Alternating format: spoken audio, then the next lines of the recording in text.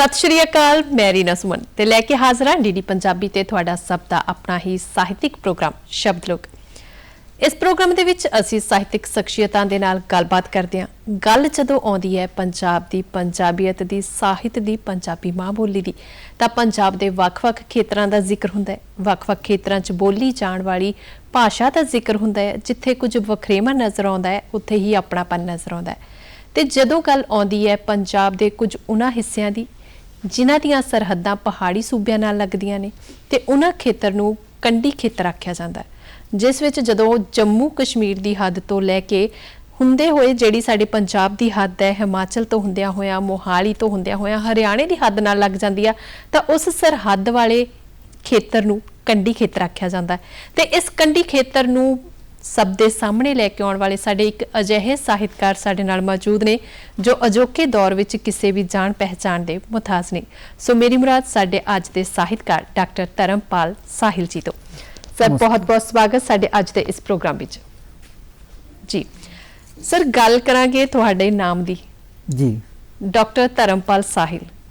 जदों कंडी खेतर का जिक्र आउंदा है ते आम ही सुनिया जांदा भी तुहानू जिहड़ा आ ओह कंडी दा जुगनू भी कहा जांदा है ते असीं चाहुंदे आ भी पहला साडे दर्शकां नू इहदे बारे थोड़ी जी विस्तार दे विच जानकारी जरूर दिओ। दरअसल नाम तो मेरा डॉक्टर धर्मपाल साहिल है और साहित्यक खेत्र दे विच मैनू कंडी दा जुगनू करके आम तौर पर पुकारा जाता है। इहदा जिहड़ा पिछोकड़ है वो है कि दरअसल पंजाब मालवा माझा दुआबा ते कंडी चार खेतरां विच वंडिया होया है जी। साहित्य दे विच मालवे दी माझे दी दुआबे दी बहुत गल हुई है, लेकिन कंडी दा एक ऐसा खेतर है जिथों दा कल्चर, जिथों दी समस्यावां, जिथों दी रहतल बहतल जिहड़ी है वो पंजाबी साहित्य दा हिस्सा नहीं बन सकी। ते 1980-82 दे दौर दी गल है जदों मैं उस इलाके नूं लैके कहानियां लिखणियां शुरू कीतियां जी। ते साहित्यक हलकियां दे विच बड़ी एक तरह की हलचल हुई, ध्यान सारिਆਂ ਦਾ खिंचया गया जी। और जदों मेरा पहला कहानी संग्रह प्रकाशित होना सी नींह दे पत्थर, तो मैं उसकी भूमिका लिखण लई एक नामवर कहानीकार ने मास्टर लाल सिंह जी, मैं उन्होंने अपना खड़ा दिता तो जिहड़ा उन्होंने भूमिका लिखी उन्होंने सिरलेख दिता सी उन्होंने कंडी दा जुगनू। तो वो ऐसा सिरलेख सिर्फ किताब नाल नहीं जुड़िया, वो मेरे नाम नाल भी जुड़ गया जी। और साहित्यक खेतरां भी जदों भी किते मैं किते जाना आना तां वो मेरा नाम साहिल करके घट लेंदे ने जी ते कंडी दा जुगनू करके ज़्यादा पुकारदे जी। ते असीं चाहुंदे हां डॉक्टर साहब कि अपने परिवार ते पढ़ाई बारे भी कुछ जानकारी जिहड़ी आ वो जरूर हो जाए। मैं दर्शकां नूं जरूर दसना चाहूँगा कि मेरा जन्म कंडी दे ही एक बहुत ही रिमोट एरिए च जिला हुशियारपुर दा पिंड है तुंग जी, उत्थे होया। और रिमोट में इस करके कह रहे हैं कि उस समय वो पिंड जड़ियां जीवन दियां मुढ़लियां सहूलतां ने मसलन सड़कां, स्कूल, सेहत, पानी, बिजली बहुत थोड़ा मारिया सीगा, मतलब ये चीज़ां इन्नियां उपलब्ध नहीं सकियां उत्थे जी। और 5वीं जमात मैं अपने पिंड दे प्राइमरी स्कूल तो पास की। पिता जी मेरे नौकरी करते सी देहरादून जी। मेरे जोड़े एको एक अध्यापक होंगे सीगे तो मास्टर अमर सिंह जी, उन्होंने पिता जी ने कहा कि इस बच्चे को तो अपने नाल लै जा। मेरे पिता जी भी उस अध्यापक के स्टूडेंट रहे थे, विद्यार्थी रहे थे भी इत्थे बच्चे ने ये टैलेंटेड है, इस बच्चे ने इत्थे रूल खुल जाना जी, नाल लै जा तो उत्थे पढ़ाई कराओ। पिता जी मैनूं देहरादून लै गए जी। उत्थे जाण नाल मेरा एक तो मीडियम चेंज हो गया, पंजाबी की बजाय हिंदी हो गया जी। और सिलेबस भी सारा कुछ बदल गया उत्थे जाके। फिर 10वीं तक की जी पढ़ाई सी वो हिंदी मीडियम च हुई जी। फिर साइंस ग्रुप रख लिया तो इंग्लिश मीडियम शुरू हो गया। तो फिर up to BSc MSc B.Ed M.Ed वगैरह वगैरह हाई जिन्नी भी उच्च योग्यता सी वो सारी फिर इंग्लिश माध्यम से ही ली जी। जिस तरह तुसी पंजाबी ते हिंदी विच लिखते हो जी, ते तुहाडा लिखण वाल जिहड़ा झुकाव आ वो किस तरह होया? पहले तो मैं दसना चाहूँगा कि जदों मैं पूरी योग्यता जी विद्यक योग्यता प्राप्त कर ली फिर मैं मुड़ के पंजाब च आ गया जी। तो उस समय दौरान जी मैं पंजाबी असीं घर च थोड़ी बहुत बोलते सीगे, पर पंजाबी लिखनी ते पढ़नी ये मैं लगभग भुल गया सी जी।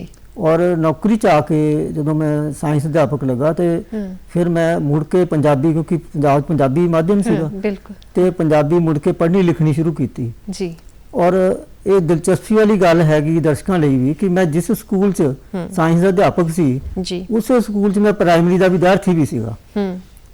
ਉੱਥੋਂ ਦੇ ਮੈਂ ਪ੍ਰਾਇਮਰੀ ਅਧਿਆਪਕਾਂ ਕੋਲੋਂ ਜਾ ਕੇ ਪੰਜਾਬੀ ਜਿਹੜੀ ਹੈ ਉਹ ਲਿਖਣੀ ਪੜ੍ਹਨੀ ਉਹਨਾਂ ਕੋਲ ਸਿੱਖਦਾ ਸੀਗਾ ਜਾ ਕੇ ਸਕੂਲ ਟਾਈਮ ਦੇ ਵਿੱਚ ਹੀ। ਤਾਂ ਇਸ ਤਰ੍ਹਾਂ ਮੈਂ ਪੰਜਾਬੀ ਨਾਲ ਵੀ ਜੁੜਿਆ। ਜਿਹੜੀ ਤੁਸੀਂ ਗੱਲ ਕੀਤੀ ਹੈ ਵੀ ਸਾਹਿਤ ਵੱਲ ਕਿੱਦਾਂ ਪ੍ਰੇਰਿਤ ਜੁੜੇ ਅਸੀਂ ਜੀ ਇੱਕ ਸਾਇੰਸ ਦਾ ਵਿਦਿਆਰਥੀ ਹੁੰਦੇ ਹੋਏ, ਤੇ ਉਸ ਤਰ੍ਹਾਂ ਹੈ ਕਿ 6ਵੀਂ ਜਮਾਤ 'ਚ ਸਾਡੇ ਹਿੰਦੀ ਦੀ ਕਿਤਾਬ ਦੇ ਵਿੱਚ ਇੱਕ ਕਹਾਣੀ ਸੀਗੀ ਈਦਗਾਹ ਮੁਨਸ਼ੀ ਪ੍ਰੇਮਚੰਦ ਦੀ ਜੀ। ਉਹ ਕਹਾਣੀ ਪੜ੍ਹ ਕੇ ਐਸੀ ਮੇਰੇ ਜ਼ਿਹਨ 'ਚ ਬੈਠ ਗਈ, ਦਿਲੋਂ ਦਿਮਾਗ ਤੇ ਛਾ ਗਈ ਕਿ ਉਹਦਾ ਇੱਕ ਬੱਚਾ ਪਾਤਰ ਹੈ ਹਾਮਿਦ। ਉਹ ਦਿਨ ਰਾਤ ਸੁੱਤਿਆਂ ਜਾਗਦਿਆਂ ਖਾਂਦਿਆਂ ਪੀਂਦਿਆਂ ਮੇਰੇ ਦਿਮਾਗ ਦੇ ਉੱਪਰ ਉਹ ਪਾਤਰ ਹਾਵੀ ਰਹਿਣਾ, ਉਹ ਜਿਹੜਾ ਪਾਤਰ ਸੀਗਾ ਜੀ। ਫਿਰ ਕੋਈ ਐਸੀ ਖੁਸ਼ਕਿਸਮਤੀ ਹੋਈ ਕਿ 9ਵੀਂ ਕਲਾਸ 'ਚ ਸਾਨੂੰ ਇੱਕ ਪੂਰੀ ਦੀ ਪੂਰੀ ਕਿਤਾਬ ਮੁਨਸ਼ੀ ਪ੍ਰੇਮਚੰਦ ਕੀ श्रेष्ठ ਕਹਾਣੀਆਂ ਉਹ ਸਿਲੇਬਸ 'ਚ ਲੱਗ ਗਈ जी।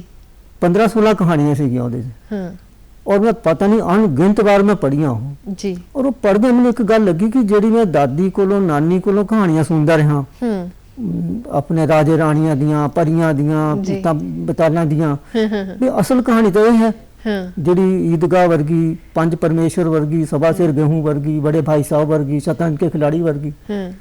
ਤੇ ਉਹ ਇਸ ਤਰ੍ਹਾਂ ਮੈਨੂੰ ਇੱਕ ਜਦੋਂ ਸ਼ੁਰੂ ਚ ਪੜ੍ਹਨ ਦੀ ਚੇਟਕ ਲੱਗੀ।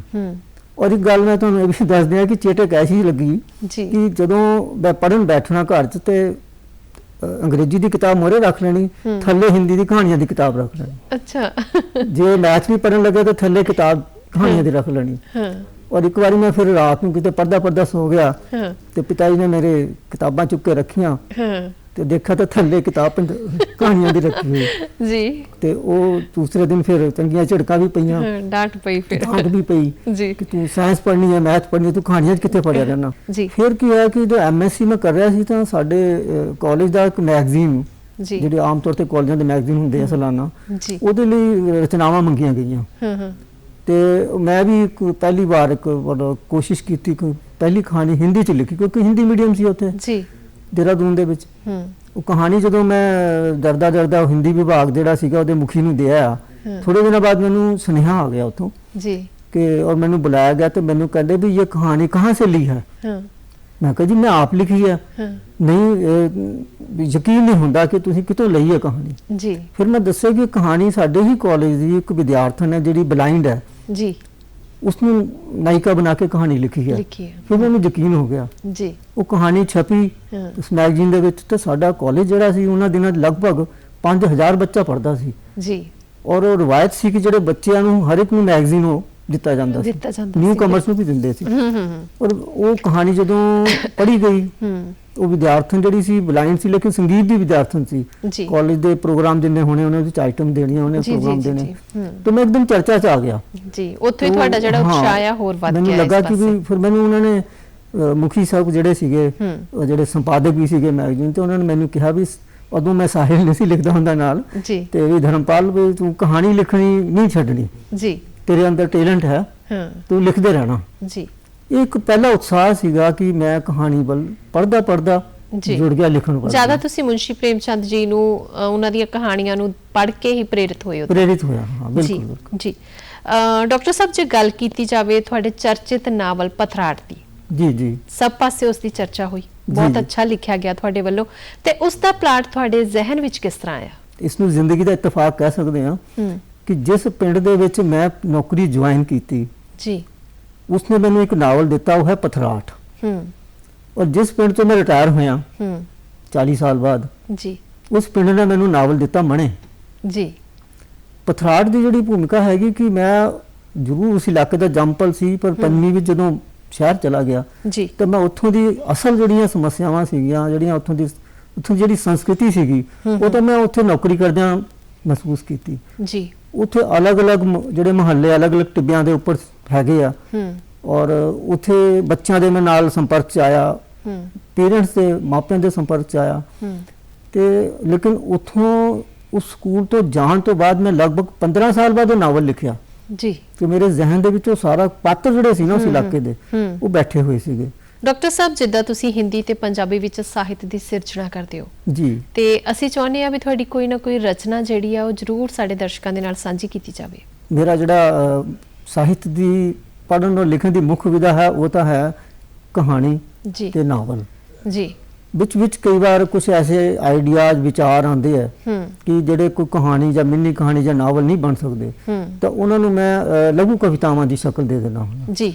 ਉਹ ਕਿਤੇ ਕਿਤੇ ਜਿਹੜੀਆਂ ਉਹ ਪ੍ਰਕਾਸ਼ਿਤ ਹੁੰਦੀਆਂ ਰਹਿੰਦੀਆਂ ਨੇ ਜੀ, ਤੇ ਉਹ ਮੈਂ ਤੁਹਾਡੇ ਸਾਹਮਣੇ ਇੱਕ ਦੋ ਬਣ ਗਈਆਂ ਉਹਨਾਂ ਦੇ ਰੱਖਣੀ ਚਾਹਾਂਗਾ ਜੀ ਜ਼ਰੂਰ। ਬਹੁਤ ਛੋਟੀਆਂ ਛੋਟੀਆਂ ਕਵਿਤਾਵਾਂ ਨੇ ਇਹ। ਜੀ। ਕਵਿਤਾ ਹੈ ਜਿਸ ਤਰ੍ਹਾਂ ਇੱਟਾਂ। ਇੱਕ ਇੱਟ ਦਾ ਸਿਰਹਾਣਾ, ਦੋ ਇੱਟਾਂ ਦਾ ਪਖਾਣਾ, ਤਿੰਨ ਇੱਟਾਂ ਦਾ ਚੁੱਲ੍ਹਾ। ਇੱਕ ਇੱਟ ਦਾ ਸਿਰਹਾਣਾ, ਦੋ ਇੱਟਾਂ ਦਾ ਪਖਾਨਾ, ਤਿੰਨ ਇੱਟਾਂ ਦਾ ਚੁੱਲ੍ਹਾ, ਕੁੱਲ 6 ਇੱਟਾਂ ਦਾ ਬਣ ਜਾਂਦਾ ਹੈ ਇੱਕ ਮਜ਼ਦੂਰ ਦਾ ਮਕਾਨ।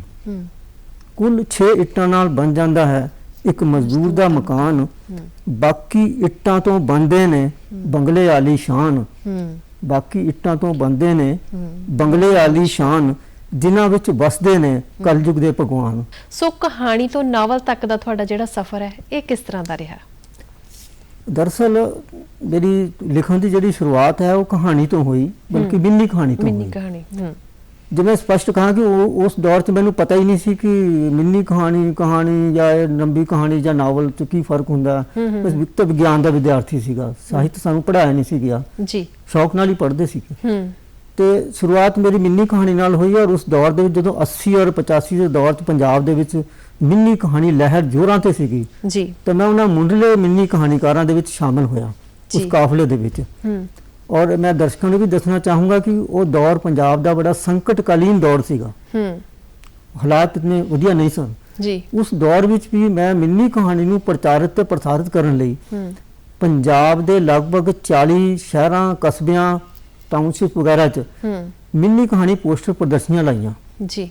ਔਰ ਉਹ ਮਿੰਨੀ ਕਹਾਣੀ ਪੋਸਟਰ ਪ੍ਰਦਰਸ਼ਨੀਆਂ 'ਚ ਮੈਂ ਚੁਣੇ ਹੋਏ ਪੰਜਾਬ ਦੇ ਜਿਹੜੇ ਮਿੰਨੀ ਕਹਾਣੀਕਾਰ ਸੀ ਉਹਨਾਂ ਦੀਆਂ ਬੜੇ ਪੋਸਟਰ ਤਿਆਰ ਕੀਤੇ, ਉਹਨਾਂ ਨਾਲ ਚਿੱਤਰਕਾਰੀ ਕਰਾਈ ਔਰ ਉਹਨਾਂ ਦੀ ਪ੍ਰਦਰਸ਼ਨੀ ਲਗਾਣੀ ਔਰ 50-60 ਕਵਿਤਾਵਾਂ ਮਿੰਨੀ ਕਹਾਣੀਆਂ ਦੀ ਇੱਕ ਬੁਕਲੇਟ ਜਿਹੜੀ ਸੀਗੀ ਦਰਦ ਕੇ ਆਸ-ਪਾਸ, ਦਰਦ ਦੇ ਆਸ-ਪਾਸ, ਉਹ ਕਿਤਾਬ ਵੀ ਅਸੀਂ ਨਾਲ ਉਹ ਮੈਨੂੰ ਯਾਦ ਹੈ 2 ਜਾਂ 3 ਰੁਪਏ ਦੀ ਕਿਤਾਬ ਹੁੰਦੀ ਸੀ ਜੀ। ਔਰ ਉਦੋਂ ਗੁਰਸ਼ਰਨ ਭਾਜੀ ਕਾਫੀ ਨਾਟਕ ਕਰਦੇ ਹੁੰਦੇ ਸੀ, ਉਹਨਾਂ ਦੇ ਕਾਫਲੇ 'ਚ ਉਹ ਮੈਨੂੰ ਬਹੁਤ ਪਿਆਰ ਕਰਦੇ ਸੀ। ਉਹਨਾਂ ਦੇ ਕਾਫਲੇ 'ਚ ਜਾਣਾ ਤਾਂ ਉਹਨਾਂ ਨੇ ਉਹ ਜਿਹੜੀ ਪ੍ਰਦਰਸ਼ਨੀ ਵੀ ਲਵਾਉਣੀ ਜਿੱਥੇ ਉਹਨਾਂ ਨੇ ਨਾਟਕ ਕਰਨੇ ਔਰ ਉੱਥੇ ਉਹਨਾਂ ਨੇ ਉਹ ਜਿਹੜੀਆਂ ਕਿਤਾਬਾਂ ਸੀਗੀਆਂ ਪਤਲੀਆਂ ਜੀ, ਬੁੱਕ ਸਟਾਲ ਤੇ ਲਗਾ ਬੁੱਕਸ ਜਿਹੜੀਆਂ ਸੀਗੀਆਂ ਉਹਨਾਂ ਨੇ ਖਰੀਦ ਲੈਣੀਆਂ ਇਕੱਠੀਆਂ ਔਰ ਫਿਰ ਉਹ ਪਾਠਕਾਂ ਨੂੰ ਵੇਚਣੀਆਂ ਵੀ ਜੀ।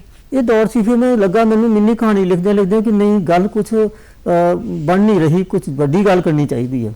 ਫਿਰ ਮੈਂ ਕਹਾਣੀਆਂ ਵੱਲ ਚੱਲਿਆ ਜੀ ਕਿ ਮਿੰਨੀ ਕਹਾਣੀ ਮੈਂ ਹੁਣ ਇੱਥੇ ਉਹਦੀ ਤਕਨੀਕੀ ਪੱਖ ਵਿੱਚ ਤਾਂ ਨਹੀਂ ਜਾ ਰਿਹਾ, ਪਰ ਮਿੰਨੀ ਕਹਾਣੀ ਇੱਕ ਥੋੜੇ ਪਾਤਰਾਂ ਵਾਲੀ, ਥੋੜੇ ਸ਼ਬਦਾਂ ਵਾਲੀ, ਥੋੜੀ ਘਟਨਾਵਾਂ ਵਾਲੀ ਛੋਟੀ ਵਿਧਾ ਹੈਗੀ ਆ। ਉਦਾਂ ਵਿਧਾ ਵੱਡੀ ਹੈ ਲੇਕਿਨ ਆਕਾਰ ਤੋਂ ਛੋਟੀ ਕਹਿ ਸਕਦੇ। ਫਿਰ ਮੈਂ ਕਹਾਣੀ ਵੱਲ ਆਇਆ ਜੀ ਤੇ ਕਹਾਣੀਆਂ ਵੀ ਮੇਰੀਆਂ ਅੱਛੇ ਮੈਗਜ਼ੀਨ 'ਚ ਉਹਨਾਂ ਨੂੰ ਪੁਰਸਕਾਰ ਵੀ ਮਿਲੇ। ਔਰ ਮੈਂ ਇੱਥੇ ਤੁਹਾਨੂੰ ਦੱਸਣਾ ਚਾਹੂੰਗਾ ਕਿ ਸ਼ਾਇਦ ਮੈਂ ਇੱਕ ਪਹਿਲਾ ਵਿਅਕਤੀ ਹਾਂ ਸਾਹਿਤਕਾਰ ਕਿ ਪੰਜਾਬ ਭਾਸ਼ਾ ਵਿਭਾਗ ਪੰਜਾਬ ਵੱਲੋਂ ਇੱਕੋ ਸਾਲ 1995 ਚ ਕਹਾਣੀ ਮੁਕਾਬਲੇ 'ਚ ਮੇਰੀ ਹਿੰਦੀ ਕਹਾਣੀ ਨੂੰ ਵੀ ਪਹਿਲਾ ਪੁਰਸਕਾਰ ਮਿਲਿਆ ਤੇ ਮੇਰੀ ਪੰਜਾਬੀ ਕਹਾਣੀ ਨੂੰ ਵੀ ਪਹਿਲਾ ਪੁਰਸਕਾਰ ਮਿਲਿਆ ਸੀ 1995 ਚ ਜੀ। ਤੇ ਉਹ ਦੌਰ ਸੀ ਜਦੋਂ ਮੈਂ ਕਹਾਣੀ ਵੱਲ ਚੱਲਿਆ। ਫਿਰ ਪਤਾ ਨਹੀਂ ਕਿਉਂ ਅੰਦਰੋਂ ਲੱਗਾ ਕਿ ਨਹੀਂ, ਕਹਾਣੀ 'ਚ ਵੀ ਗੱਲ ਤਾਂ ਮੈਂ ਕਰ ਰਿਹਾ ਹਾਂ ਲੇਕਿਨ ਕੁਝ ਮੈਨੂੰ ਹੋਰ ਵੱਡੀ ਗੱਲ ਕਰਨੀ ਚਾਹੀਦੀ ਹੈ, ਬੜੇ ਕਹਿਣ ਵਾਸਤੇ ਕਰਨੀ ਚਾਹੀਦੀ ਹੈ। ਤੇ ਫਿਰ ਮੈਂ ਹੌਲੀ ਨਾਵਲ ਵੱਲ ਆਇਆ। ਪਰ ਇੱਕ ਐਸਾ ਸਬਬ ਬਣਿਆ ਕਿ ਮੇਰਾ ਪਹਿਲਾ ਨਾਵਲ ਧੀਆਂ ਮਰ ਜਾਣੀਆਂ, ਜਿਹੜਾ ਕੰਨਿਆ ਭਰੂਣ ਹੱਤਿਆ ਤੇ ਆਧਾਰਿਤ ਸੀਗਾ, ਜਿਹੜੀਆਂ ਧੀਆਂ ਜੰਮਦਿਆਂ ਕੂੜੀਆਂ ਦੇ ਢੇਰਾਂ ਤੇ ਸੁੱਟ ਦਿੱਤੀਆਂ ਜਾਂਦੀਆਂ, ਉਹਨਾਂ ਬਾਰੇ ਸੀਗਾ। ਉਹਨਾਂ ਨੂੰ ਕਿਵੇਂ, ਇਸ ਨੂੰ ਕਿਵੇਂ ਰੋਕਿਆ ਜਾ ਸਕਦਾ, ਉਹਦੇ 'ਚ ਇੱਕ ਮਾਡਲ ਸੀਗਾ ਤੇ ਭਾਸ਼ਾ ਵਿਭਾਗ ਵੱਲੋਂ ਉਸ ਨੂੰ ਸਰਵੋਤਮ ਪੁਰਸਕਾਰ ਮਿਲਿਆ ਜੀ। ਤੇ ਮੇਰਾ ਹੌਸਲਾ ਫਿਰ ਵਧਿਆ। ਦੋਸਤਾਂ ਨੇ ਕਿਹਾ ਹਾਂ ਵੀ ਤੂੰ ਨਾਵਲ ਹੀ ਲਿਖ। ਬਿਲਕੁਲ, ਉਦੋਂ ਤੋਂ ਨਾਵਲ ਦਾ ਸਫ਼ਰ ਸ਼ੁਰੂ ਹੋ ਗਿਆ ਜੀ। ਡਾਕਟਰ ਸਾਹਿਬ, ਜੇ ਗੱਲ ਕੀਤੀ ਜਾਵੇ ਕੰਢੀ ਖੇਤਰ ਦੀਆਂ ਸਮੱਸਿਆਵਾਂ ਦੀ, ਤਾਂ ਤੁਹਾਡੇ ਮਨ ਵਿੱਚ ਕਿਸ ਤਰ੍ਹਾਂ ਆਇਆ ਵੀ ਮੈਨੂੰ ਆਪਣੀਆਂ ਲਿਖਤਾਂ ਰਾਹੀਂ ਜਿਹੜੀਆਂ ਸਮਾਜ ਦੀਆਂ ਕੰਢੀ ਖੇਤਰ ਦੀਆਂ ਸਮੱਸਿਆਵਾਂ ਨੇ ਉਹ ਸਰਕਾਰ ਤੱਕ ਪਹੁੰਚਾਉਣੀਆਂ ਚਾਹੀਦੀਆਂ? ਮੈਂ ਉੱਥੋਂ ਦਾ ਜਾਇਆ ਹੋਣ ਦੇ ਨਾਤੇ ਮੇਰਾ ਫਰਜ਼ ਹੈ ਕਿ ਮੈਂ ਆਪਣੇ ਇਲਾਕੇ ਦੀਆਂ ਜਿਹੜੀਆਂ ਸਮੱਸਿਆਵਾਂ ਨੇ, ਉੱਥੋਂ ਦੀ ਜਿਹੜੀ ਸੰਸਕ੍ਰਿਤੀ ਹੈ, ਕਲਚਰ ਹੈ, ਉਹ ਕਲਚਰ ਵੀ ਕੀ ਹੈ ਕਿ ਇੱਕ ਪਾਸੇ ਹਿਮਾਚਲ ਹੈ, ਇੱਕ ਪਾਸੇ ਪੰਜਾਬ ਹੈ, ਪੰਜਾਬ ਦੇ ਨਾਲ ਜਿਹਨੂੰ ਜਿਹੜਾ ਜ਼ਿਆਦਾਤਰ ਏਰੀਆ ਦੁਆਬਾ ਲੱਗਦਾ ਹੈ ਜੀ। ਉਹ ਇੱਕ ਹਾਈਬ੍ਰਿਡ ਕਲਚਰ ਹੈ, ਮਿਕਸ ਕਲਚਰ ਹੈ, ਨਾ ਪੂਰੀ ਤਰ੍ਹਾਂ ਹਿਮਾਚਲੀ ਹੈ ਨਾ ਪੂਰੀ ਤਰ੍ਹਾਂ ਦੁਆਬੀ ਹੈ, ਪੰਜਾਬੀ ਹੈ ਜੀ। ਉਹ ਆਪਣੇ ਟ੍ਰੈਡੀਸ਼ਨਸ ਹੈਗੇ ਆ ਤੇ ਉੱਥੋਂ ਦੇ ਲੋਕ ਗੀਤਾਂ ਬਾਰੇ, ਲੋਕ ਮੁਹਾਵਰਿਆਂ ਬਾਰੇ, ਉੱਥੋਂ ਦੀਆਂ ਜਿਹੜੀਆਂ ਸ਼ਾਦੀ ਵਿਆਹ ਦੀਆਂ ਰਸਮਾਂ ਹੁੰਦੀਆਂ ਸੀਗੀਆਂ, ਜਨਮ ਮਰਨ ਦੀਆਂ ਰਸਮਾਂ ਹੈਗੀਆਂ, ਉਹ ਸਾਰਾ ਕੁਝ ਮੈਨੂੰ ਵਿਲੱਖਣ ਲੱਗਾ ਜੀ। ਔਰ ਇੱਥੇ ਮੈਂ ਵੀ ਦੱਸਣਾ ਚਾਹੂੰਗਾ ਕਿ ਇੱਕ ਬੜਾ ਵਿਸ਼ਵ ਪ੍ਰਸਿੱਧ ਨਾਵਲ ਹੈ ਦ ਰੂਟਸ ਜੀ, ਐਲੈਕਸ ਹੈਲੀ ਦਾ, ਜੀ ਜੀ ਜੀ, ਜੜ੍ਹਾਂ ਪੰਜਾਬੀ ਚ ਜੀ।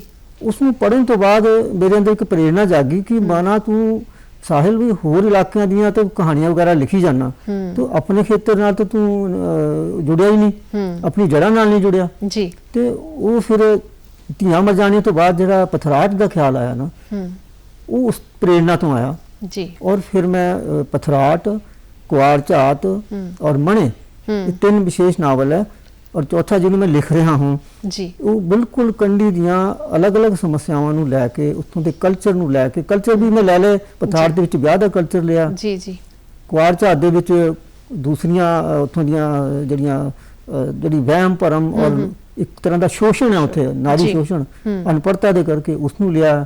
ਆਉਣ ਵਾਲੇ ਨਾਵਲ ਦੇ ਵਿੱਚ ਮੈਂ ਉੱਥੋਂ ਦੀ ਜਿਹੜੀ ਵਿਸਥਾਪਨ ਦੀ ਸਮੱਸਿਆ ਹੈ, ਯਾਨੀ ਰੁਜ਼ਗਾਰ ਨਹੀਂ ਰਹਿ ਗਏ ਉੱਥੇ, ਲੋਕ ਉੱਥੋਂ ਬਾਹਰ ਜਾ ਰਹੇ ਆ, ਜੀ ਜੀ ਜੀ, ਉਹਨਾਂ ਦਾ ਜ਼ਿਕਰ ਆਮ ਕੀਤਾ ਇਸ ਵਿੱਚ। ਇਹ ਮੈਂ ਕੋਸ਼ਿਸ਼ ਕੀਤੀ ਕਿ ਇਹ ਪੰਜਾਬੀ ਸਾਹਿਤ ਲਈ ਇੱਕ ਨਵੀਂ ਗੱਲ ਹੈ ਜੀ। ਤੁਸੀਂ ਵੇਖ ਰਹੇ ਹੋ ਸਾਡਾ ਸਾਹਿਤਿਕ ਪ੍ਰੋਗਰਾਮ ਸ਼ਬਦ ਲੋਕ ਤੇ ਸਾਡੇ ਨਾਲ ਜੁੜੇ ਹੋਏ ਨੇ ਸਾਡੇ ਅੱਜ ਦੇ ਮਹਿਮਾਨ ਡਾਕਟਰ ਧਰਮਪਾਲ ਸਾਹਿਲ ਜੀ।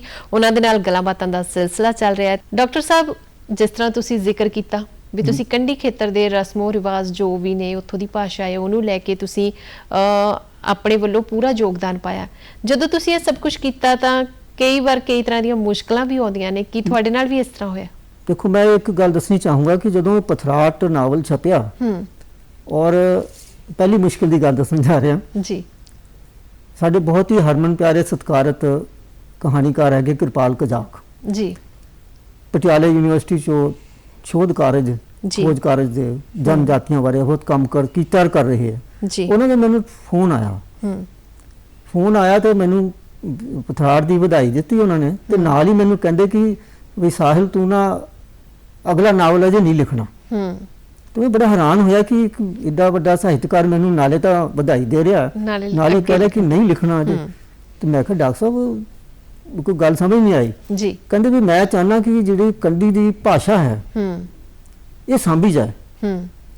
ਮੈਂ ਕਿਹਾ ਡਾਕਟਰ ਸਾਹਿਬ ਕਹਾਣੀ ਮਤਲਬ ਜਿਹੜੇ ਨਾਵਲ ਦੇ ਵਿੱਚ ਪਾਤਰ ਬੋਲਦੇ ਆ ਸਾਂਭੀ ਗਈ ਹੈ? ਕਹਿੰਦੇ ਨਹੀਂ, ਇਹ ਤਾਂ ਠੀਕ ਹੈ, ਸੰਵਾਦ ਹੈਗੇ ਆ, ਡਾਇਲੋਗ ਹੈਗੇ ਆ, ਮੈਂ ਚਾਹੁੰਦਾ ਕਿ ਇਹਦਾ ਇੱਕ ਸ਼ਬਦਕੋਸ਼ ਤਿਆਰ ਹੋਵੇ ਜੀ, ਜਿਹਦੇ ਵਿੱਚ ਉੱਥੋਂ ਦੀ ਸ਼ਬਦਾਵਲੀ ਤਾਂ ਹੋਵੇ ਹੀ ਹੋਵੇ, ਲੋਕ ਮੁਹਾਵਰੇ ਵੀ ਹੋਣ, ਅਖਾਣਾ ਵੀ ਹੋਣ ਜੀ, ਤੇ ਇਹ ਕੰਮ ਕਰ। ਫਿਰ ਮੈਂ ਉਹਨਾਂ ਨੂੰ ਕਿਹਾ, ਮੈਂ ਕਿਹਾ ਜੀ ਮੈਨੂੰ ਇਸ ਤਰ੍ਹਾਂ ਦਾ ਕੋਈ ਤਜਰਬਾ ਨਹੀਂ ਹੈ, ਮੈਂ ਤਾਂ ਵਿਗਿਆਨ ਦਾ ਵਿਦਿਆਰਥੀ ਰਿਹਾ ਜੀ। ਤੇ ਕਹਿੰਦੇ ਕੋਈ ਨਹੀਂ, ਤੈਨੂੰ ਅਸੀਂ ਪੰਜਾਬੀ ਯੂਨੀਵਰਸਿਟੀ ਤੋਂ ਇੱਕ ਪ੍ਰੋਜੈਕਟ ਦਿਵਾਉਂਦੇ ਆ ਜੀ, ਤੂੰ ਕਰਨ ਵਾਲਾ ਬਣ ਔਰ ਮੈਂ ਤੈਨੂੰ ਗਾਈਡ ਕਰਾਂਗਾ।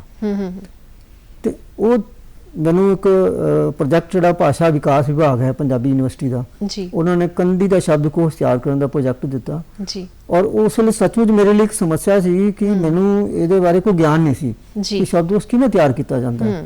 ਫਿਰ ਮੈਂ ਉਸ ਇਲਾਕੇ ਦੇ ਲੋਕਾਂ 'ਚ ਘੁੰਮਿਆ ਜੀ, ਕਿਉਂਕਿ ਬੜੀ ਗਹਿਰਾਈ ਤੱਕ ਜਾਣਾ ਸੀ, ਸ਼ਬਦ ਜਿਹੜੇ ਆ ਉਹ ਕਿਵੇਂ ਚੁਣਨੇ ਆ ਉਹਦੇ ਬਾਰੇ ਹੁਣ ਉਹ ਬੜਾ ਇੱਕ ਵਿਸਥਾਰ, ਉਹਦੇ ਲਈ ਵੱਖਰਾ ਇੱਕ ਡਿਸਕਸ਼ਨ ਹੋ ਸਕਦੀ ਹੈ ਜੀ। ਪਰ ਉਹ ਉੱਥੇ ਜਾਣ ਆਉਣ ਦੀਆਂ ਸਮੱਸਿਆਵਾਂ, ਉੱਥੇ ਲੋਕਾਂ ਨੂੰ ਮਿਲਣਾ ਔਰ ਖਾਸ ਕਰਕੇ ਜਿਹੜੇ ਉੱਥੋਂ ਦੇ ਹੁਣ ਲੋਕ ਗੀਤ, ਪੁਰਾਣੇ ਸ਼ਬਦ ਨਵੀਂ ਪੀੜ੍ਹੀ ਤਾਂ ਭੁੱਲਦੀ ਜਾ ਰਹੀ ਹੈ ਨਾ ਜੀ, ਉਹ ਪੁਰਾਣੀਆਂ ਚੀਜ਼ਾਂ ਨੂੰ ਸਾਹਮਣੇ ਲੈ ਕੇ ਆਉਣਾ ਬਜ਼ੁਰਗਾਂ ਤੋਂ ਸੁਣਨੀਆਂ ਮੁਸ਼ਕਿਲ ਹੋ ਜਾਂਦਾ। ਪਹਿਲਾਂ ਤਾਂ ਬਜ਼ੁਰਗ ਲੱਭਣੇ, ਫਿਰ ਉਹ ਬਜ਼ੁਰਗ ਜਿਹੜੇ ਸੀਗੇ ਕਿ ਉਹਨਾਂ ਤੋਂ ਸਾਰਾ ਕੁਝ ਜ਼ੁਬਾਨੀ ਯਾਦ, ਉਹਨਾਂ ਨੂੰ ਲਿਖਤੀ ਤਾਂ ਕੁਝ ਹੈ ਹੀ ਨਹੀਂ ਸੀ ਜੀ ਜੀ। ਲੋਕ ਗੀਤ ਵਗੈਰਾ ਤਾਂ ਉਹਨਾਂ ਬਿਰਧ ਮਾਤਾਵਾਂ ਤੋਂ, ਖਾਸ ਕਰਕੇ ਲੇਡੀਜ਼ ਕੋਲ ਹੁੰਦਾ ਸਾਰਾ ਕਲਚਰ ਇਸ ਤਰ੍ਹਾਂ ਦਾ ਸਾਂਭਿਆ ਹੋਇਆ, ਤੇ ਉਹਨਾਂ ਨੇ ਕਈਆਂ ਨੂੰ ਵਿਚਾਰੀਆਂ ਨੂੰ ਉੱਚਾ ਸੁਣਦਾ ਸੀ, ਕਈ ਬਹੁਤ ਕਮਜ਼ੋਰ ਹੋ ਗਈਆਂ, ਉਹਨਾਂ ਦੀ ਗੱਲ ਮੈਨੂੰ ਸਮਝ ਨਹੀਂ ਆਣੀ। ਤੇ ਉਹ ਇੱਕ ਇਸ ਤਰ੍ਹਾਂ ਦੀ ਚੁਣੌਤੀ ਸੀ, ਇੱਕ ਕਿਸਮ ਦੀ ਤੁਹਾਡੇ ਲਈ। ਘੁੰਮਿਆ ਰਿਕਾਰਡਿੰਗ ਕਰਨੀ, ਤੇ ਰਿਕਾਰਡਿੰਗ ਵੀ ਸਾਫ਼ ਨਹੀਂ ਆਣੀ, ਤੇ ਮੈਂ ਉਹਨਾਂ ਨੂੰ ਕਹਿਣਾ ਲੋਕ ਗੀਤ ਗਾ ਕੇ ਸੁਣਾਓ, ਮੈਂ ਰਿਕਾਰਡ ਕਰਨਾ, ਰਿਕਾਰਡ ਤਾਂ ਮੈਂ ਕਰ ਲੈਣਾ, ਲੇਕਿਨ ਜਦੋਂ ਮੈਂ ਉਹਨਾਂ ਨੂੰ ਲਿਖਣ ਦੀ ਕੋਸ਼ਿਸ਼ ਕਰਨੀ ਤਾਂ ਮੈਨੂੰ ਸ਼ਬਦ ਹੀ ਨਹੀਂ ਸਮਝ ਆਣੇ। ਜਿਸ ਤਰ੍ਹਾਂ ਤੁਹਾਡੇ ਵੱਲੋਂ ਸ਼ਬਦਕੋਸ਼ ਤਿਆਰ ਕੀਤਾ ਗਿਆ ਤੇ ਪੰਜਾਬੀ ਯੂਨੀਵਰਸਿਟੀ ਵੱਲੋਂ ਉਸ ਦਾ ਪਬਲਿਕੇਸ਼ਨ ਕੀਤਾ ਗਿਆ ਜੀ ਜੀ, ਰਿਸਰਚ ਹੋਈਆਂ ਤੁਹਾਡੀਆਂ ਲਿਖਤਾਂ ਦੇ ਉੱਪਰ, ਤੇ ਕਿਸ ਤਰ੍ਹਾਂ ਦਾ ਮਾਣ ਮਹਿਸੂਸ ਕਰਦੇ ਹੋ? ਇਹ ਮੇਰੇ ਲਈ ਬਹੁਤ ਮਾਣ ਦੀ ਗੱਲ ਸੀ ਕਿ ਯੂਨੀਵਰਸਿਟੀ ਨੇ ਮੈਨੂੰ ਇਹ ਇੱਕ ਮੌਕਾ ਦਿੱਤਾ ਜੀ, ਔਰ ਯੂਨੀਵਰਸਿਟੀ ਨੇ ਹੀ ਉਸ ਨੂੰ ਪਬਲਿਸ਼ ਕੀਤਾ, ਔਰ ਯੂਨੀਵਰਸਿਟੀ ਨੇ ਹੀ ਵਿਸ਼ਵ ਪੰਜਾਬੀ ਕਾਨਫਰੰਸ ਦੇ ਵਿੱਚ ਉਹਨੂੰ ਲੋਕ ਅਰਪਣ ਕੀਤਾ ਉਹਦਾ ਜੀ। ਔਰ ਉਸ ਤੋਂ ਵੱਡਾ ਮਾਣ ਮੈਨੂੰ ਕੀ ਮਿਲਿਆ ਜੀ ਕਿ ਕੁਝ ਸਮੇਂ ਬਾਅਦ ਜਿਹੜੀ ਭਾਰਤ ਸਰਕਾਰ ਹੈ ਜੀ ਉਹਦੇ ਵੱਲੋਂ 39 ਜਿਹੜੀਆਂ ਖੇਤਰੀ ਭਾਸ਼ਾਵਾਂ ਹੈ ਜੀ ਉਹਨਾਂ ਦੇ ਸ਼ਬਦਕੋਸ਼ ਤਿਆਰ ਕੀਤੇ ਗਏ ਹੂੰ ਤੇ ਜਿਹੜੀ ਪੰਜਾਬੀ ਤੋਂ ਹਿੰਦੀ ਸ਼ਬਦਕੋਸ਼ ਤਿਆਰ ਹੋਣਾ ਸੀ ਜੀ ਜਦੋਂ ਪੰਜਾਬ ਦੀ 5 ਮੈਂਬਰੀ ਕਮੇਟੀ ਬਣਾਈ ਗਈ ਤਾਂ ਇੱਕ ਬਹੁਤ ਵੱਡੇ ਮਾਣ ਦੀ ਗੱਲ ਸੀ ਕਿ ਹਿੰਦੁਸਤਾਨ ਦੇ ਪੱਧਰ ਤੇ ਅਸੀਂ ਮਿਲ ਕੇ ਪੰਜਾਂ ਨੇ ਤੇ ਉਹ ਸ਼ਬਦਕੋਸ਼ ਤਿਆਰ ਕੀਤਾ ਜੀ ਔਰ ਉਹ ਉਸ ਦੀ ਬਹੁਤ ਮਾਨਤਾ ਵੀ ਮਿਲੀ ਉਸ ਨੂੰ ਜੀ। ਉਹ ਇੱਕ ਉਹਦੀ ਖਾਸੀਅਤ ਇਹ ਹੈ ਕਿ ਉਸ ਸ਼ਬਦਕੋਸ਼ ਰਾਹੀਂ ਗੈਰ ਪੰਜਾਬੀ ਭਾਸ਼ਾ ਜਾਣਨ ਵਾਲਾ ਵੀ ਪੰਜਾਬੀ ਸਿੱਖ ਸਕਦਾ। ਬਿਲਕੁਲ। ਤੇ ਇਸੇ ਤਰ੍ਹਾਂ ਸਰ ਜੇ ਗੱਲ ਕੀਤੀ ਜਾਵੇ ਸਾਹਿਤ ਦੇ ਖੇਤਰ ਦੇ ਵਿੱਚ ਕਾਫੀ ਲੰਮੇ ਸਮੇਂ ਤੋਂ ਤੁਸੀਂ ਆਪਣੀਆਂ ਸੇਵਾਵਾਂ ਦਿੰਦੇ ਆ ਰਹੇ ਹੋ ਤੇ ਹੁਣ ਤੱਕ ਤੁਸੀਂ ਆਪਣੀਆਂ ਕਿੰਨੀਆਂ ਕੁ ਰਚਨਾਵਾਂ ਤੇ ਕਿੰਨੀਆਂ ਕੁ ਪੁਸਤਕ ਨੇ ਜੋ ਲੋਕ ਅਰਪਣ ਕਰ ਚੁੱਕੇ ਹੋ? ਮੇਰੀਆਂ 20 ਦੇ ਕਰੀਬ ਪੁਸਤਕਾਂ ਜਿਹੜੀਆਂ ਨੇ ਉਹ ਪ੍ਰਕਾਸ਼ਿਤ ਹੋ ਚੁੱਕੀਆਂ, ਲੋਕ ਅਰਪਿਤ ਹੋ ਚੁੱਕੀਆਂ ਨੇ। ਉਹਨਾਂ ਵਿੱਚੋਂ 6 ਨਾਵਲ ਹੈਗੇ ਆ, 2 ਕਹਾਣੀ ਸੰਗ੍ਰਹਿ ਹੈ, 2 ਮਿੰਨੀ ਕਹਾਣੀ ਸੰਗ੍ਰਹਿ ਹੈਗੇ ਆ। ਫਿਰ ਮੈਂ ਕੁਝ ਯਾਤਰਾ ਸੰਸਮਰਣ ਵੀ ਲਿਖੇ ਹੈ ਜੀ ਜਿਸ ਕਿਨੌਰ ਤੋਂ ਕਾਰਗਿਲ ਮੇਰਾ ਇੱਕ ਲੜੀਵਾਰ ਇੱਕ ਅਖਬਾਰ 'ਚ ਛਪਿਆ ਸੀ ਜੀ ਜਦੋਂ ਕਾਰਗਿਲ ਜੰਗ ਹੋ ਕੇ ਹਟੀ ਹੈ ਜੀ ਤੇ ਮੈਂ ਉੱਥੇ ਗਿਆ ਸੀ ਉਸ ਇਲਾਕੇ 'ਚ। ਉਹ ਸਫ਼ਰਨਾਮਾ ਬੜਾ ਚਰਚਿਤ ਹੋਇਆ, ਪੁਰਸਕਾਰ ਵੀ ਮਿਲਿਆ ਉਹਦੇ ਤੇ ਜੀ। ਫਿਰ ਇੱਕ ਮੈਂ ਜਦੋਂ 40 ਸਾਲ ਦੀ ਸਰਵਿਸ ਕਰਕੇ ਯਾਨੀ ਅਧਿਆਪਕੀ ਖੇਤਰ 'ਚ ਮੈਂ ਬਾਹਰ ਆਇਆ ਤੇ ਮੈਂ ਉਹਦਾ ਵੀ ਯਾਤਰਾ ਸੰਸਮਰਣ ਸੀ, ਉਹ ਵੀ ਇੱਕ ਯਾਤਰਾ ਸੀ ਜੀ। ਤੇ ਬਿਲਕੁਲ। ਪੁਸਤਕ ਦਾ ਨਾਮ ਹੈ ਇੱਕ ਸਫ਼ਰ ਇਹ ਵੀ। ਤੇ ਉਹ ਮੇਰੇ ਆਉਣ ਵਾਲੇ ਜਿਹੜੇ ਅਧਿਆਪਕ ਜਿਹੜੇ ਹੁਣ ਨਵੇਂ ਅਧਿਆਪਕ ਬਣ ਰਹੇ ਆ ਜਿਨ੍ਹਾਂ ਨੇ ਆਉਣਾ ਇਸ ਖੇਤਰ ਦੇ ਵਿੱਚ, ਮੈਂ ਸਮਝਦਾ ਕਿ ਉਹਨਾਂ ਲਈ ਇੱਕ ਗਾਈਡ ਬੁੱਕ ਹੈ। ਬਿਲਕੁਲ। ਉਹ ਸਾਰੇ ਮੇਰੇ ਤਜਰਬਾਤ ਹੈ, ਉਹ ਇਦਾਂ ਦੀ ਕਿਤਾਬ ਨਹੀਂ ਹੈ ਕਿ ਉਹਦੇ 'ਚ ਵਿਦਿਆ ਕੀ ਹੁੰਦੀ ਹੈ ਜਾਂ ਉਹਦੀ ਟੈਕਨੀਕ ਕਿੱਦਾਂ ਨਹੀਂ ਹੈ। ਜੀ ਜੀ। ਜੋ ਮੈਂ ਅਨੁਭਵ ਕੀਤਾ 40 ਸਾਲ ਜੀ ਉਹੀ ਤੁਸੀਂ ਉਹਦੇ ਸਾਰੇ ਵਿੱਚ ਐਕਸਪੀਰੀਅੰਸ ਉਹਦੇ ਦਿੱਤੇ ਗਏ ਆ। ਇਸ ਤੋਂ ਇਲਾਵਾ ਮੈਂ ਦੱਸੂਗਾ ਕਿ ਮੈਂ ਲਗਭਗ 33 ਕਿਤਾਬਾਂ ਦੇ ਹਿੰਦੀ ਤੋਂ ਪੰਜਾਬੀ, ਪੰਜਾਬੀ ਤੋਂ ਹਿੰਦੀ, ਅੰਗਰੇਜ਼ੀ ਤੋਂ ਪੰਜਾਬੀ ਅਨੁਵਾਦ ਵੀ ਕੀਤੇ ਨੇ ਜੀ। ਔਰ ਅਨੁਵਾਦ ਵੀ ਨੈਸ਼ਨਲ ਬੁੱਕ ਟਰਸਟ ਦਿੱਲੀ ਵਾਲਿਆਂ ਵੱਲੋਂ, ਪੰਜਾਬ ਸਕੂਲ ਐਜੂਕੇਸ਼ਨ ਬੋਰਡ ਵੱਲੋਂ ਜੀ, ਹੋਰ ਬੜੇ ਨਾਮਵਰ ਸਾਹਿਤਕਾਰਾਂ ਵੱਲੋਂ ਕਰਵਾਏ ਗਏ ਨੇ ਜੀ। ਇਸ ਤਰ੍ਹਾਂ ਹੀ ਸਰ ਗੱਲ ਕਰਾਂਗੇ ਮਾਣ ਸਨਮਾਨ ਦੀ। ਕਾਫੀ ਮਾਣ ਸਨਮਾਨ ਤੁਹਾਨੂੰ ਹਾਸਲ ਹੋ ਚੁੱਕੇ ਨੇ, ਕੋਈ ਅਜਿਹੀ ਘਟਨਾ ਜਿਸ ਦਾ ਜ਼ਿਕਰ ਕਰਨਾ ਜ਼ਰੂਰੀ ਸਮਝਦੇ ਹੋ? ਮੈਂ ਸਮਝਦਾ ਸਭ ਤੋਂ ਵੱਡਾ ਤੇ ਸਭ ਤੋਂ ਸਦੀਵੀ ਸਨਮਾਨ ਤੇ ਪਾਠਕਾਂ ਵੱਲੋਂ ਹੁੰਦਾ ਹੈ ਜੀ। ਜਦੋਂ ਕੋਈ ਸਾਡੀ ਰਚਨਾ ਨੂੰ ਪੜ੍ਹ ਕੇ ਔਰ ਇਹ ਵੀ ਮੈਂ ਸਮਝਦਾ ਕਿ ਅਗਰ ਸਾਡੀ ਰਚਨਾ ਪੜ੍ਹ ਕੇ ਇੱਕ ਪਾਠਕ ਵੀ ਅਗਰ ਉਸਦੀ ਜ਼ਿੰਦਗੀ 'ਚ ਚੇਂਜ ਆ ਜਾਏ ਜਾਂ ਉਸ ਨੂੰ ਅਡਾਪਟ ਕਰ ਲਵੇ ਸੁਨੇਹੇ ਨੂੰ, ਉਹ ਸਾਡੇ ਲਈ ਸਭ ਤੋਂ ਵੱਡਾ ਸਨਮਾਨ ਹੁੰਦਾ ਹੈ। ਪਰ ਫਿਰ ਵੀ ਇਹ ਸਾਰੇ ਮਾਨਾਂ ਸਨਮਾਨਾਂ ਦੀ ਲੜੀ ਵਿੱਚ ਜਦੋਂ 2007 ਦੇ ਵਿੱਚ 26 ਜਨਵਰੀ 2007 ਨੂੰ ਮੈਨੂੰ ਅਚਾਨਕ ਰਾਸ਼ਟਰਪਤੀ ਭਵਨ ਤੋਂ ਸੁਨੇਹਾ ਆਇਆ ਕਿ ਡਾਕਟਰ APJ ਅਬਦੁਲ ਕਲਾਮ ਨੇ ਹਿੰਦੁਸਤਾਨ ਦੇ 22 ਕ੍ਰੀਏਟਿਵ ਟੀਚਰਸ ਨੂੰ ਚੁਣਿਆ ਹੈ, ਉਹਨਾਂ 'ਚ ਤੁਹਾਡਾ ਨਾਮ ਵੀ ਹੈ ਜੀ। ਤੇ ਉਹ ਮੇਰੇ ਲਈ ਇੱਕ ਬਹੁਤ ਹੀ ਮਾਣਯੋਗ ਗੱਲ ਸੀ ਕਿ ਮੈਂ ਕਦੇ ਸੁਪਨਾ ਵੀ ਨਹੀਂ ਸੀ ਲਿਆ ਕਿ ਇੱਕ ਕੰਢੀ ਖੇਤਰ ਦੇ ਬਿਲਕੁਲ ਰਿਮੋਟ ਦਾ ਜੰਪਲ ਆਦਮੀ ਜਿਹੜਾ ਹੈ ਉਹ ਰਾਸ਼ਟਰਪਤੀ ਭਵਨ ਤੱਕ ਵੀ ਪਹੁੰਚ ਜਾਏਗਾ ਜੀ। ਔਰ ਸਭ ਤੋਂ ਵੱਡੀ ਗੱਲ ਸੀ ਕਿ ਰਾਸ਼ਟਰਪਤੀ ਬਹੁਤ ਹੋ ਕੇ ਗਏ ਆ, ਆਣਗੇ ਵੀ, ਲੇਕਿਨ ਜੋ ਸ਼ਖਸੀਅਤ ਡਾਕਟਰ ਕਲਾਮ ਸਾਹਿਬ ਦੀ ਸੀਗੀ, ਉਹ ਮਿਜ਼ਾਈਲ ਮੈਨ ਵੀ ਸੀਗੇ, ਰਾਸ਼ਟਰਪਤੀ ਵੀ ਸੀਗੇ, ਤੇ ਉਹਨਾਂ ਨੂੰ ਮਿਲਣਾ, ਉਹਨਾਂ ਦੇ ਰੂਬਰੂ ਹੋਣਾ, ਉਹਨਾਂ ਨਾਲ ਗੱਲਬਾਤ ਕਰਨੀ ਔਰ ਮਾਨ ਸਨਮਾਨ ਤਾਂ ਚਲੋ ਮਿਲ ਜਾਂਦਾ ਹੈ, ਸਰਟੀਫਿਕੇਟ ਮਿਲ ਗਿਆ, ਮੋਮੈਂਟੋ ਮਿਲੇ, ਲੇਕਿਨ ਉਹਨਾਂ ਨਾਲ ਗੱਲਬਾਤ ਕਰਨੀ ਆਮਨੇ ਸਾਹਮਣੇ ਬੈਠ ਕੇ, ਉਹ ਪਲ ਜ਼ਿੰਦਗੀ 'ਚ ਕਦੇ ਨਹੀਂ ਭੁੱਲਦੇ। ਬਿਲਕੁਲ ਸਰ, ਗੱਲ ਕੀਤੀ ਜਾਵੇ ਸਾਡੀ ਅੱਜ ਦੀ ਨੌਜਵਾਨ ਪੀੜ੍ਹੀ ਦੀ, ਤਾਂ ਉਹਨਾਂ ਨੂੰ ਸਾਹਿਤ ਦੇ ਨਾਲ ਜੋੜਨ ਵਾਸਤੇ ਤੁਹਾਡੇ ਵੱਲੋਂ ਕੀ ਉਪਰਾਲੇ ਕੀਤੇ ਜਾ ਰਹੇ ਨੇ? ਮੈਂ ਜਦੋਂ ਤੱਕ ਅਧਿਆਪਨ ਖੇਤਰ 'ਚ ਰਿਹਾ, ਥੋੜੀ ਜਿਹੀ ਉਹ ਗੱਲ ਕਰਾਂਗਾ, ਫਿਰ ਮੈਂ ਦੂਸਰੀ ਕਰਦਾ ਕਿ ਪਹਿਲੀ ਗੱਲ ਤਾਂ ਕਿ ਮੈਂ ਅਧਿਆਪਨ ਖੇਤਰ 'ਚ ਰਹਿੰਦੇ ਆ ਆਪਣੇ ਬੱਚਿਆਂ ਨੂੰ, ਸਕੂਲ ਦੇ ਬੱਚਿਆਂ ਨੂੰ, ਕਿਉਂਕਿ ਸਾਡੀ ਆਉਣ ਵਾਲੀ ਪਨੀਰੀ ਸਕੂਲ ਦੇ ਬੱਚੇ ਨੇ, ਕਾਲਜਾਂ ਦੇ ਬੱਚੇ, ਉਹਨਾਂ ਨੂੰ ਇਸ ਨਾਲ ਜੋੜਨਾ ਬੜਾ ਜ਼ਰੂਰੀ ਹੈ।